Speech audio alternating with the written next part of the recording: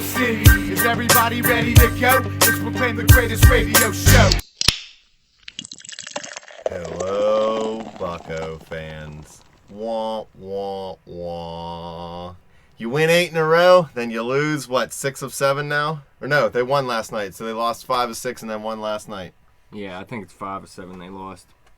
But the Pirates offense has been struggling, and they actually got no hit by the Nets' Max Scherzer the other day. It was the second game of the series. He was actually supposed to pitch the first game against Burnett. We were talking about it in our segments, saying that this could go a long way in deciding who starts the All-Star game, who is a Cy Young candidate.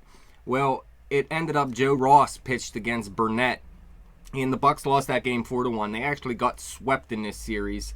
It was between the 19th and the 21st of this month. And like you said, they were 2-5 in their last 7, correct? Yeah, before we get too in-depth, I'm going to give you the Pirates' batting stats for that. Oh, wait, there were no batting stats. Scherzer got a perfect game. Tabata robbed him of a perfect game. And I know we totally disagree on this, and that's kind of why I wanted to bring it up. But it's Bush League to me to lean into a pitch and break up somebody's perfect game. Well, if he's going to pitch inside to you, man, you do what you can do to get on base. Just because this guy has a no-hitter going doesn't mean you shouldn't be trying to get on base to win this game. I don't care how many outs are in whatever inning. You want to get on base. I mean, a home run wouldn't have done nothing.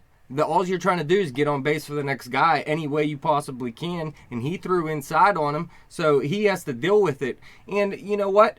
That umpire in that game was calling everything a strike. Now listen, it's Max Scherzer, and he was having a hell of a game, so he's going to get calls during the game. Right. That's what happens with elite pitchers.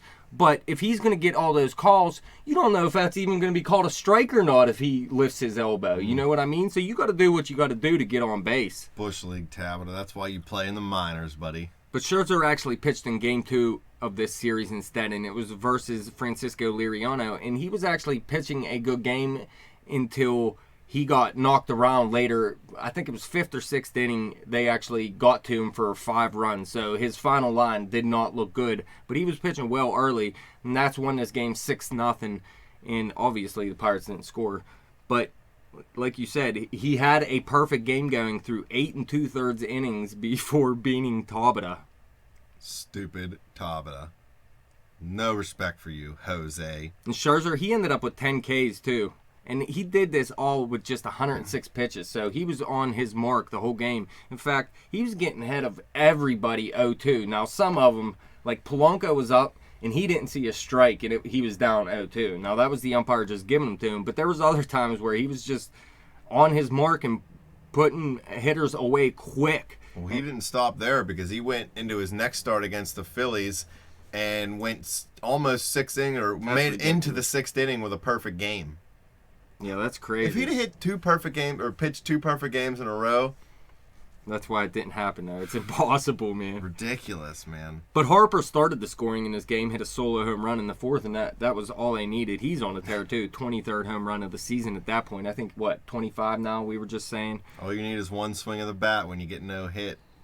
But after beating Tabata, Scherzer got Harrison to fly out the end of the game. There was actually a couple solid hits in this game. I mean, Harrison, even on that hit, wasn't a terrible hit. It just went to someone. And Mercer actually had a ball robbed from Michael Taylor. And like you were saying earlier, that this happens in no-hitters and perfect games. It happens in every one. You need to get calls from the umpire. You need a little bit of luck. You need great defense. And Michael Taylor robbed Jordy Mercer of at least extra bases. It probably would have fell short of a home run, but it was a great catch. And then Pedro Alvarez was robbed of a hit. They had a shift on him, and the second baseman dove for a ball he hit, and it went under his glove. And then due to the shift, the third baseman was in right field, and he barely threw out Pedro by a half a step. If it was anybody else on the team, probably the no-hitter was done. Clint Hurdle could have made it to first base before Pedro. I wouldn't go that far. Listen, you asked me the other day, does Pedro have any stolen bases in his career? He had 8 stolen bases last season, which is a pretty nice number in a full season. And you remember, he was not even playing most days there for a while when he was struggling at third base. So fans, you can't see it, but I'm giving Dash a thumbs down. Thumbs down. I'm just giving you true stats. I'm not saying anything. True. He didn't get 8 steals. They just gave to him so he didn't feel bad because that's how the world is these days. Participation He's faster steals. than you think, man. For a big guy, Bet you I could outrun he's him. like a Prince Fielder. You Pedro know what I mean? Alvarez, I am challenging you to a 40-yard dash. He would smoke you. Yes, he would. Not a chance. But like we were saying, this gives Scherzer a large edge over Cole and Burnett to start the All-Star game and for Cy Young consideration later in the season. And really, the Pirates offense let Cole and Burnett down. If they'd have hit Scherzer around, we're talking about Garrett Cole being the starter in the All-Star game. And actually, Cole got lit up against the Reds for the 3rd time this season. He has trouble against the Reds, and Burnett actually has a better ERA now, so we might be talking about Burnett again starting in the All-Star game. Although, all in all, I think Cole has still been a little better. Pirates offense letting somebody down. Yeah, they've been struggling all month pretty much. I mean, they started the first 5 games of this month on a tear.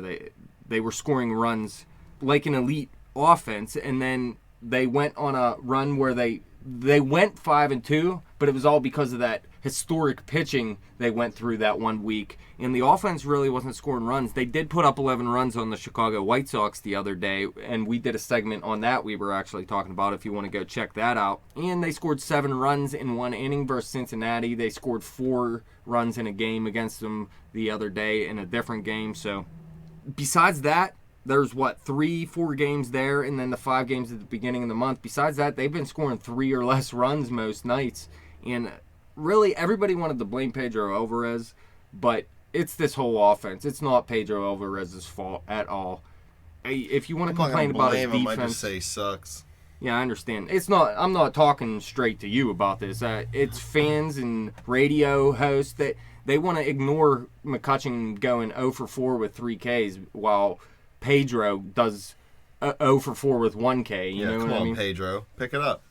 But I understand. McCutchen's been a lot better this season than Pedro has. I'm not saying that.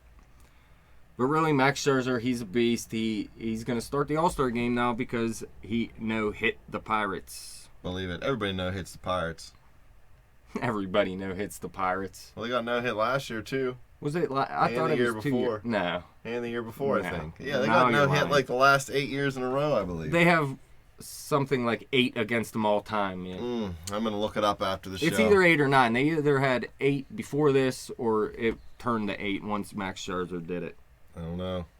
But congratulations, Scherzer. You pitched a hell of a game. I do want to say the umpires weren't that great in that game, though, and they did give you a little bit of help. But I understand. You're Max Scherzer. You get that help you need sometimes when you're pitching well, so I have no problem with it. What I have a problem with is how the umpires looked in the series after against Cincinnati. That was unacceptable.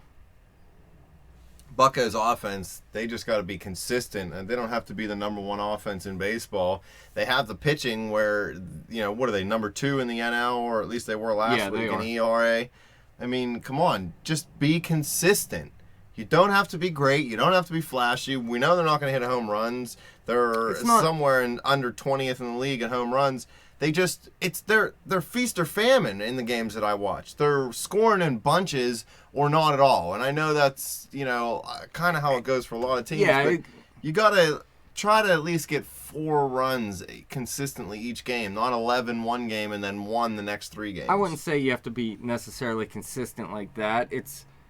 You got to be more consistent and not letting these stretches happen where you go 12 games without scoring runs, or maybe one of those games you put up 11 or something. Yeah, because if you go 3 games in the playoffs without scoring runs, you're out. But it happens to every team. Every team scores 0 runs some nights. Every team scores 1 run some nights. So you just got to be a little bit more consistent with it. And you're right, maybe not score as many one night and put 6-6 in one, not 11-1 in one. You know what I mean? But we'll talk about the Pirates offense as well in another segment. I have a lot of Pirates segments I want to do here. But not today. We're going to do them later this week, most likely, because it's been a rough week for me. Well, that wraps it up. Thanks, Dash, for coming in. Thank you, fans, for listening. Fans, you can follow us on Twitter at bet_the_spread. You can follow me on Twitter at betjimthewin. Check out the website at thespreadnews.simplesite.com. Like us on Facebook and keep subscribing to our YouTube channel. Until then, we don't have to raise the Jolly Rancher.